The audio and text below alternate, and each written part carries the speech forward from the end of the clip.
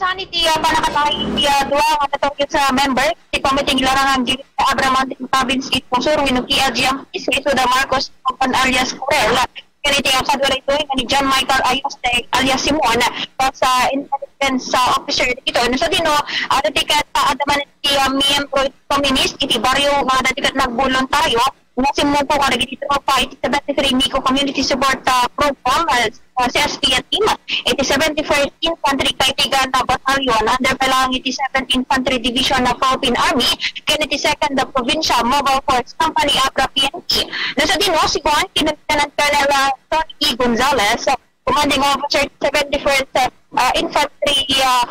Kaitigan na Battalion binigdig tinasang opisyal natoy surrendering ni alias Romy Presidente Titicho Linasin Barangay Antuagan Tugu Abra mat dito iti may sa nga Elisco M635 rifle ken iti may sa nga short magazine iti panag-surrender kinanan ni alias Romy sa resulta pa lang iti nakapigsa nga kapagpinulig ken effort iti joint PNP AFP Community Support Program team ikaragiti man conflicted or affected the community when nasistaran mo iti local government iti implementasyon iti peace ken kasama tadi development programs malaksitay iti effort iti CSP